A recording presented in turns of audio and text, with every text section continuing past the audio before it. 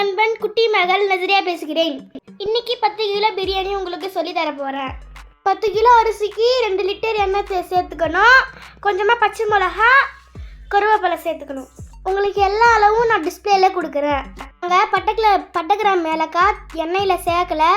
நாங்கள் பட்டை ஏலக்காவை அரைச்சி பின்னாடி சேர்க்குறோம். நீங்கள் வீடியோவை தொடர்ந்து பாருங்கள். 10 கிலோ அரிசிக்கு 8 கிலோ கறி சேர்த்துக்கிறோம். 3 கிலோ வெங்காயம் சேர்த்துக்கோங்க. எப்பவும் போல் பிரியாணிக்கு வெங்காயத்தை பொன்னிறமாக வதக்கணும். அப்போ தான் பிரியாணிக்கு வாசனையும் டேஸ்ட்டும் கிடைக்கும். வெங்காயத்துக்கு கூட புதினா மல்லி சேர்த்துக்கோங்க. அப்போ தான் அதோட வாசனை சூப்பராக இருக்கும்.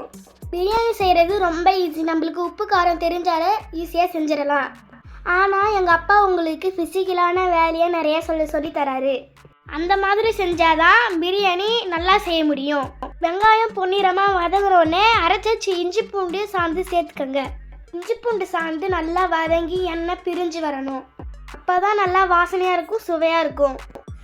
இப்போது 10 கிலோ அரிசிக்கு 10 கைப்பிடி உப்பு, 1 கைப்பிடிக்கு 40 கிராமு இஞ்சி பூண்டு வதங்கும் போது தயிர் சேர்த்துங்க. அப்போ தான் தீச்சல் பிடிக்காது. இஞ்சி பூண்டு சாந்து நல்லா வதங்கி எண்ணெய் பிரிஞ்சு வந்த உடனே தக்காளி சேர்த்துக்கணும். தக்காளி சேர்த்து நல்லா வதக்கி அப்பயும் நல்லா எண்ணெய் பிரிஞ்சு வரணும். இந்த இடத்துல தனி மிளகாத்தூள் சேர்த்துக்கங்க. பிரியாணி கலர் நல்லா கிடைக்கும். திரும்பவும் சொல்கிறேன், எல்லா அளவும் நான் டிஸ்பிளேல கொடுக்குறேன். அடுப்பை பற்ற வைக்கிறதுக்கு முன்னாடியே அரிசியை அளந்து ஊற வச்சுட்டேன். இன்றைக்கி நம்ம செய்கிற பிரியாணி 24 கேரட் அரிசியில் செய்கிறோம். இந்த அரிசியில் பிரியாணி செஞ்சிங்கன்னா சீக்கிரமாக எல்லோரும் மாஸ்டர் ஆகிடுவீங்க. இந்த மாதிரி தக்காளி வதங்கின உடனே நம்ம அரைச்சி வச்ச பட்டை ஏலக்காவை சேர்த்துக்கணும். இந்த பாத்திரத்தில் தான் அரிசி அளந்தா 2 பாத்திரம் வந்துச்சு. ஒன்றுக்கு 1.5 தண்ணி ஊற்றினா மொத்தம் 3 பாத்திரம் தண்ணி ஊற்றினேன். என்னென்ன மசாலா சேர்க்குறேன்னு பாருங்கள். நான் எல்லா அளவும் டிஸ்பிளேல கொடுக்குறேன். பொன்னி அரிசிக்கு மசாலா சேர்த்துக்கணும். அப்போ தான் சாப்பிட சுவையாக இருக்கும். எங்கள் அப்பா சிக்கனை மசாலா போட்டு தான் ஊற வச்சு செய்வார். அப்பா இன்றைக்கி மசாலாவில் கறியை ஊற வச்சு சேர்த்துக்கல. ஆனால் நீங்கள் கண்டிப்பாக மசாலாவில் கறியை ஊற வச்சு சேர்த்துக்கோங்க. அப்போ தான் கறியில் தனியாக நல்லா டேஸ்ட்டு கிடைக்கும். நீங்கள் கறியை ரொம்ப நேரம் வேக வைக்கக்கூடாது. மசாலாவும் கறியும் ஒன்றா சேர்ந்த உடனே அளவு தண்ணி ஊற்றிடணும். அனல் ரொம்ப அதிகமாக இருந்துச்சு, அதனால் அளவு தண்ணியை கொஞ்சம் ஊற்றிக்கிட்டேன். இப்போது நம்ம சேர்த்த கறிக்கு தனியாக உப்பு சேர்த்துக்கிறோம். இப்போ நீங்கள் என்ன புரிஞ்சுக்கணுன்னா, அரிசிக்கு தனியாக உப்பு, கறிக்கு தனியாக உப்பு. அரிசி 1 கிலோவுக்கு 1 கைப்பிடி, கறிக்கு 2 கிலோவுக்கு 1 கைப்பிடி. இந்த மாதிரி அளவில் சேர்த்து பாருங்கள், உப்பு கரெக்டாக இருக்கும். அளவு தண்ணி ஊற்றின உடனே உப்பு காரம் செக் பண்ணணும். நீங்கள் புதுசாக பிரியாணி செய்யும் போது 1 கைப்பிடி உப்பை குறைச்சி சேர்த்துக்கோங்க. அப்புறம் உப்பு காரம் செக் பண்ணிவிட்டு தேவைன்னா சேர்த்துக்கோங்க. அளவு தண்ணி ஊற்றின உடனே அரிசியை வடிகட்டி வச்சுக்கணும். மாதிரி கொதி வந்த உடனே அரிசியை கொட்டி கிளறிக்கணும். இந்த மாதிரி கொதி வந்துட்ட உடனே அரிசியை வடிகட்டிங்கன்னா தண்ணியோட அளவு குறைஞ்சிரும், பிரியாணி பதம் மாறிடும். குட்டி பிரியாணி ஸ்டோர் வீடியோவை தொடர்ந்து பார்க்கும் நண்பர்களுக்கு சப்ஸ்கிரைபர்களுக்கு நன்றி. வளர்ந்து வரும் மாஸ்டர் எங்கள் அப்பா வீடியோ பார்த்தீங்கன்னா நீங்கள் ஒரு மாஸ்டராக வந்துடுவீங்க. செய்கிற சமையல் எல்லாமே நல்லாயிருக்கும். உங்களுக்கு ஏதாவது புரியலன்னா உடனே கமெண்ட் பண்ணுங்கள். எங்கள் அப்பா உங்களுக்கு ரிப்ளை செய்வார். நான் உங்களுக்கு பேசுகிறது சொல்லித்தரது பிடிச்சிருந்தா கண்டிப்பாக கமெண்ட் பண்ணுங்கள். ஹாய் ஃப்ரெண்ட்ஸ், நான் உங்கள் நண்பன் குட்டி. இது வரைக்கும் பேசுனது என்னோட மகள், செல்ல மகள் நஸ்ரியா.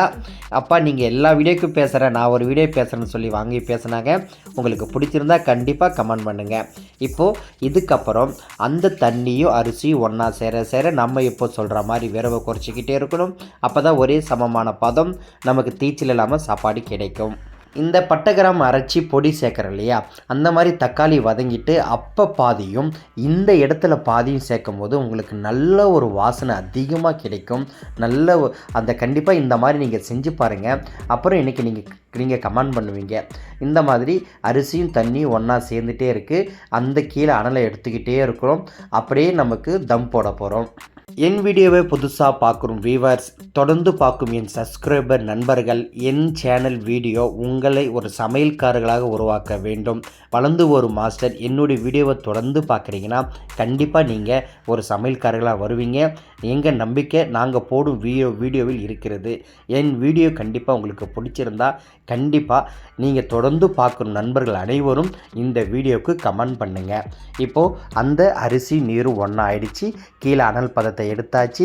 இப்போது இதில் நான் ஒரு 200 கிராம் நெய் சேர்த்துக்கிறேன். மேலே அப்படியே நெய்யை சேர்த்துட்டு இது மேலே புதினா மல்லித்தழை தூவி வாழை இலை போட்டு தம் போடும்போது சாப்பாடு நல்ல தம்மாகி நீர் இழுத்து நமக்கு உதிரியாக கிடைக்கும். நான் முன்னாடியும் சொல்லியிருக்கேன், இப்பயும் சொல்கிறேன், இந்த 24 கேரட் அரிசி பச்சை பழைய பொன்னி அரிசி. இந்த அரிசியில் ஆரம்பத்தில் புதுசாக செய்யணும்னு நினைக்கிறவங்க ஒரு பெரிய ஃபங்க்ஷன், அதாவது சின்னதாக செஞ்சுருப்பாங்க, அவங்க போயிட்டு ஒரு ஃபங்க்ஷனுக்கு செய்கிறாங்கன்னா இந்த அரிசி கேட்டு வாங்கி செஞ்சு பாருங்கள். கண்டிப்பாக நீங்கள் ஒரு சக்ஸஸ்ஃபுல்லான பிரியாணியை செய்ய முடியும். சரியான உதிரி, அந்த பதம், சாப்பாடு நல்லா பொசன்னு நமக்கு சூப்பராக இருக்கும். அவ்வளோ ஒர்த்தபுளான அரிசி. இந்த அரிசிக்கு நான் தனியாக ஒரு வீடியோ போட்டிருக்கேன். கண்டிப்பாக 24 கேரட்டு 30 கிலோ சிப்பம் 2 இயர் ஓல்டு 1 இயர் ஓல்டு இருக்குது. அது கொஞ்சம் உபிரியாக இருக்காது. இது 2 வருஷத்து பழச அரிசின்னு கேட்டு வாங்கினீங்கன்னா உங்களுக்கு நல்ல பொசன்னு நல்ல ஜூஸியாக இருக்கும். இப்போது நான் இங்கே ஷார்ட் வீடியோ எடுக்கிறதுக்காக நான் இந்த மாதிரி பொசிஷனில் வீடியோ எடுத்தேன். இப்போ உங்களுக்கு நான் தம்மு உடச்சி அந்த சாப்பாடு எப்படி காமிக்கிறேன் பாருங்கள். நல்ல தம்மாகி, அதாவது ஒரு 20 நிமிஷம் கண்டிப்பாக விடணும். நீங்கள் 1 மணி நேரம் 1.5 மணி நேரம் கூட விடலாம். அதனால் கண்டிப்பாக 20 நிமிஷம் இல்லை அரை மணி நேரம் தம்மில் இருக்கணும். இதுக்கப்புறம் இந்த சாதம் உடைக்கும் போது அந்த கறியெலாம் பார்த்தீங்களா அப்படியே உடையாமல் அப்படியே முழுசாக நமக்கு அப்படியே இருக்குது. கண்டிப்பாக இந்த வீடியோவில் நான் கறியை ஊற வச்சு செய்யலை. ஆனால் என்னுடைய கண்டென்ட்டு, என்னுடைய வீடியோ கறியை தனியாக அலசிட்டு அது கூட எலுமிச்சம்பழ சாறு, தயிர், உப்பு, மசாலா ஊற வச்சு செய்யும்போது தனி ஒரு சுவை கிடைக்கும். கண்டிப்பாக என் வீடியோ பிடிச்சு தொடர்ந்து பார்க்கும் நண்பர்கள் இந்த வீடியோவுக்கு கமெண்ட் பண்ணுங்கள். என் வீடியோ பிடிச்சிருந்தால் லைக் பண்ணுங்கள், ஷேர் பண்ணுங்கள், கமெண்ட் பண்ணுங்கள். கண்டிப்பாக சப்ஸ்கிரைப் பண்ணுங்கள். நான் உங்கள்கிட்ட எப்பவும் கேட்குறதா, ஷேர் பண்ணுங்கள். எங்கேயே ஒரு வளர்ந்து ஒரு மாஸ்டர் சரியான அளவு, செய்முறை, இந்த மாதிரி விளக்கம், அதுவும் நான் எப்படின்னா இந்த மாதிரிலாம் யாரும் சொல்லித்தர மாட்டாங்களான்னு சொல்லி 2014 வீடியோ பார்த்தேன். அதுலேருந்து இதே வரைக்கும் பார்க்குறேன். இந்த மாதிரி வீடியோ தெளிவாக நின்று நிதானமாக உங்களுக்கு புரியும்படி சொல்லலை. நான் அந்த கான்செப்ட் வச்சு தான் நான் செஞ்சு நல்லா கற்றுக்கிட்டு உங்களுக்கு இப்போ நான் சொல்லி கொடுத்துட்ருக்கேன். நான் சொல்லி கொடுத்துருக்க வீடியோ, அந்த செய்முறை, அளவு, விளக்கம் பிடிச்சிருந்தால் கண்டிப்பாக நீங்கள் கமெண்ட் செய்யணும். இந்த வீடியோக்கு உங்கள் எல்லாருடைய கமெண்ட்டும் நான் எதிர்பார்ப்பேன். நீங்கள் எனக்கு வேலை கொடுங்க, எனக்கு நீங்கள் நான் நல்லா செய்கிறேன் அப்படிலாம் சொல்ல வரல. என்னுடைய வீடியோ கண்டென்ட்டில் ஃபிசிக்கலான ஒர்க்கு நம்ம எப்படி செய்கிறோமோ அதன் பொறுத்து தான் ஒரு முழுமையான 100% பிரியாணி நம்மளால் செய்ய முடியும். அதை தான் நான் உங்களுக்கு சொல்லிக் கொடுக்க வந்திருக்கேன்.